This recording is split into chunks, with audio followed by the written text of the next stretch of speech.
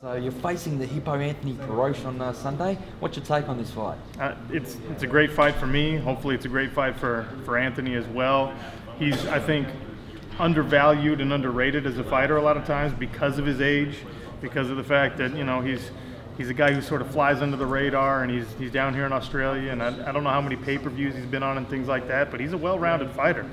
I just mentioned, I think he's 6-2 in his last 8 fights in the UFC. He's a very tough guy. And stylistically, he's a guy who goes for the finish at all times. I'm that kind of guy as well. So no matter what happens, it should be an exciting bout for the fans. Well, Sean, do you feel bad that you might be, you're planning on beating an old man? So do you feel bad about that? I don't feel bad about that at all, because that old man has demonstrated now for 3 decades, or however long, 2 decades, that he is, a top competitor at this sport. And, people need to give him more respect for that.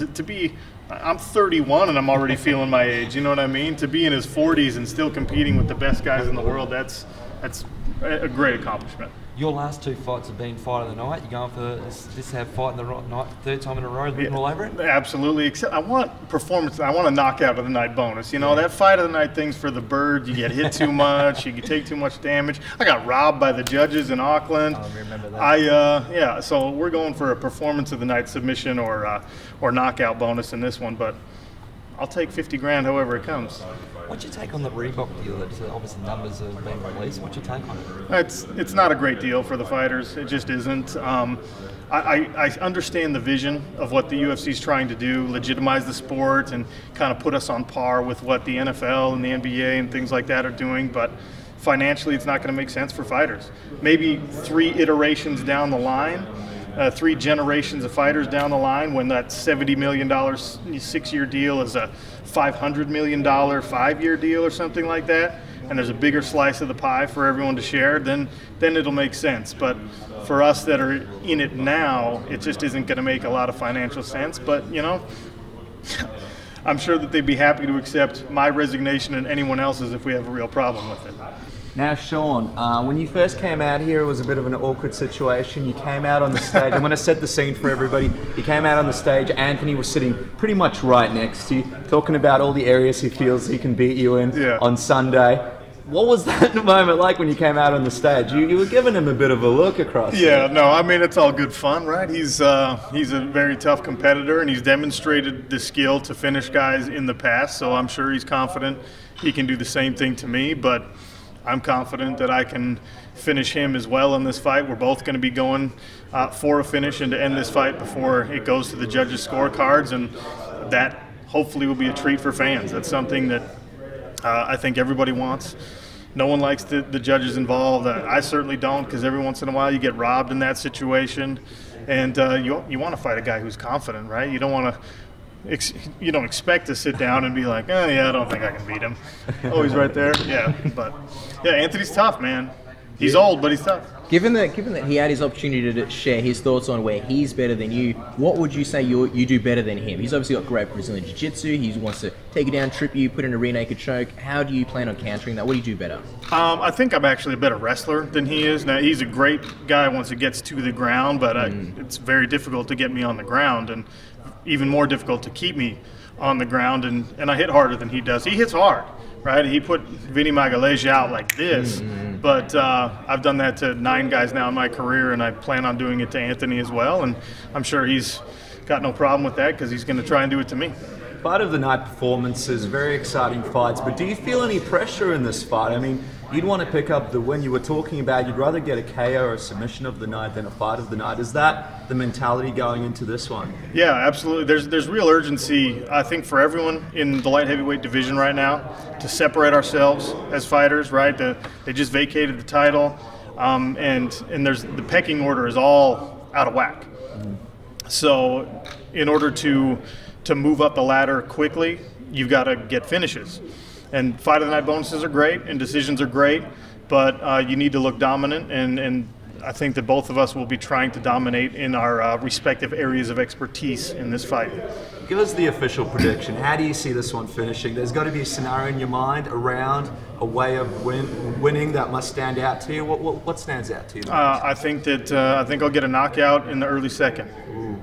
I was going to say, with GSP leaving the welterweight division, it sort of opened up that division and almost looked like everyone came out of the woodwork. Do you think with Jon Jones' absence, do you think it opens up the division for people to come out and possibly bring new contenders? It's anybody's game. It really is anybody's game. I mean, obviously you've got the guys like Cormier and Anthony Johnson are at the top of the game right now, and deservedly so. They're both extremely talented. Gustafsson is a guy who belongs up there in that conversation as well. But once you get past the top 5, 6, 7 guys at light heavyweight, it's just kind of everybody else right now. And it's great to be in the UFC and to be everybody else, but that's not where people want to stay for long. And, you know, I'm realistic. I haven't shown them that I'm anything but that right now. So this fight hopefully will be the beginning of a climb up into that conversation. It's a long road, and it's not a place I belong yet, and I'm fully acknowledge that, but I'm looking forward to trying to prove some things.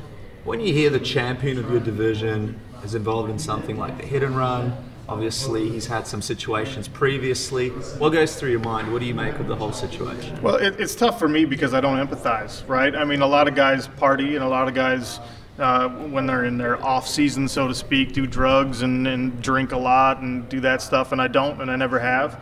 So I can't really empathize and say, oh yeah, you know, we've all been down that road. I haven't been down that road. It's obviously not a good look for the division. It's certainly not a good look for the UFC. It's a bad look for the sport because we are still very much an emerging sport. But all that stuff, those are personal decisions, right? Like if you pop positive for cocaine metabolites, that's on you. The hit and run's more disturbing because you injured someone who happened to be a pregnant woman, which there's no worst case scenario than that, right? A young pregnant woman who probably is scared out of her mind in the situation, you know, and you just bail. It's a poor reflection of character. And you know, maybe Jon Jones is a good guy who made a bad decision in that case, but now he's a guy who's made a lot of bad decisions, and I think the UFC handled it right by saying, no, we expect more from our champions. And like I said before, you know, you root for him to recover and to put all that behind him, and it'll be a great story when he comes back because he will be beating guys. He'll be hurting guys when he comes back. Just the last question, obviously, somebody mentioned it before, the sponsorship situation. Reebok released the numbers. Initial thoughts when you saw those numbers, and how much would that affect you? I mean, it is disappointing that it's not a bigger slice of the pie for each of us, and I think the you know, the tenure thing that is based on how many fights you have, I think that's a better way to divide the money up. But it does sting a little bit when, you know, you're at the top level of the sport, the finest organization in the sport, undoubtedly. Arguably, you know, the top 50 fighters in every weight division are members of this company, and you make less money from an exclusive big brand sponsorship deal than I would representing local companies on a card back home. It's hard to swallow. I understand the vision of what the UFC is trying to do. I understand that the numbers are what they are. Actually, you know, I went back and did the numbers myself. They're paying out roughly $100,000 worth of sponsorship if the deal was in effect today for this card, you know.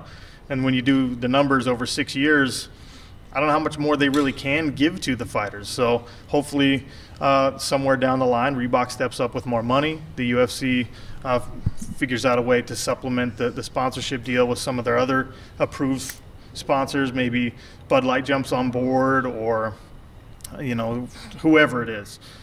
There needs to be a way for fighters to make more money.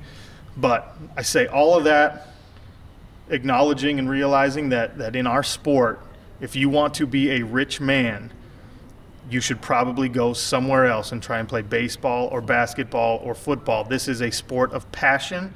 This is a sport for people who love it and have something to prove and are still trying to grow the sport.